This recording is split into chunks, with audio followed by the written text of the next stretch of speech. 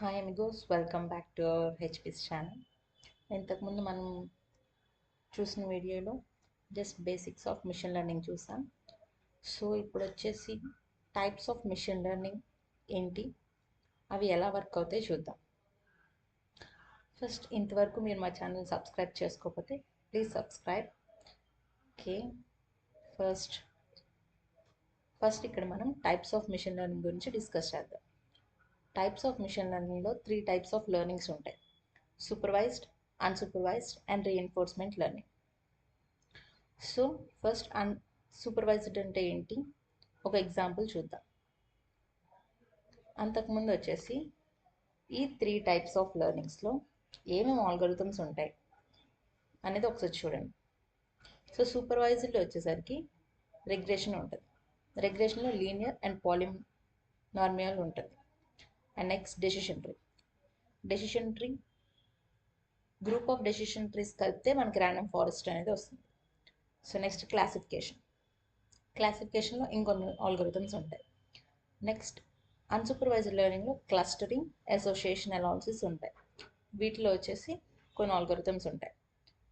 So these all algorithms we have in these learnings. Next supervised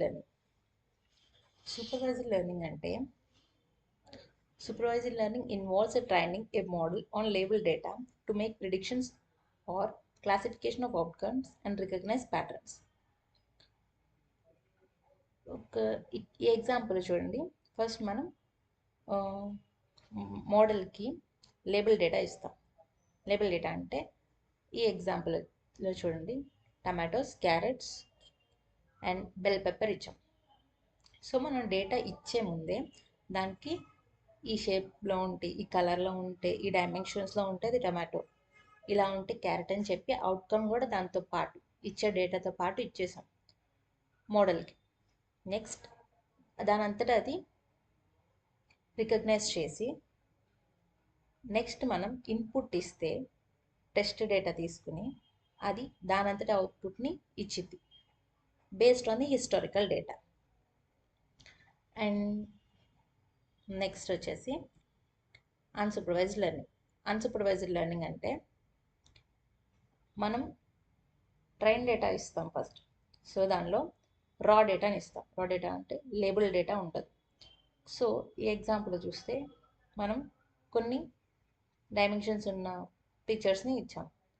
so algorithm దానంతదే hidden ప్యాటర్న్స్ని కనుక్కొని, so ఈ షేప్లో ఉంటే ఇది సర్కిల్, 4 సైడ్స్ ఉంటే అది 4 ఈక్వల్ సైడ్స్ ఉంటే అది స్క్వేర్, 3 సైడ్స్ ఉంటే రెక్టాంగిల్ అని ఐడెంటిఫై చేసి మనకి అవుట్పుట్ ఇచ్చింది. అండ్ లాస్ట్ వన్ వచ్చి reinforcement learning. So reinforcement learning అంటే mimics the trial and error learning process that humans use to achieve their goals.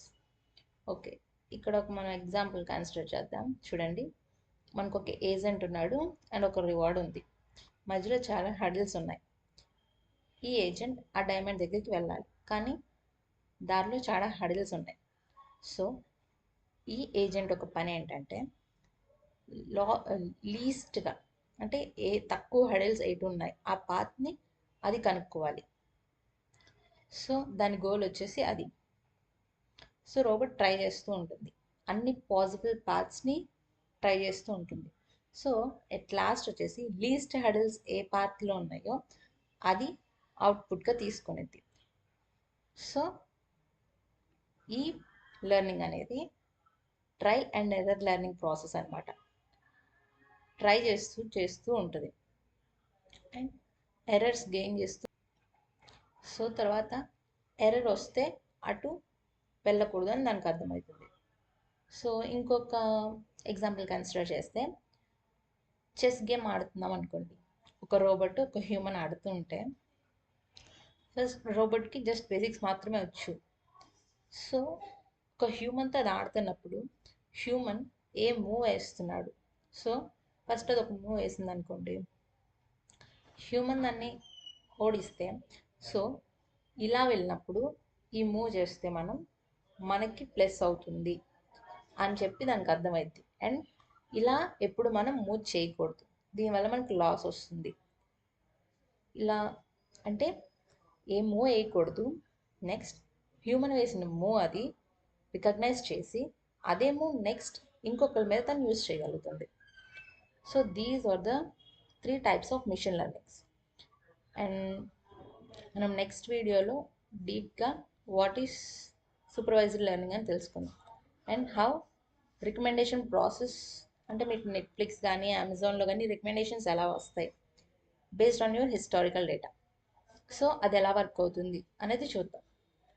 So ఇప్పటి వరకు మీరు మా ఛానల్ని సబ్స్క్రైబ్ చేసుకోకపోతే please subscribe and like and follow. Thank you for watching.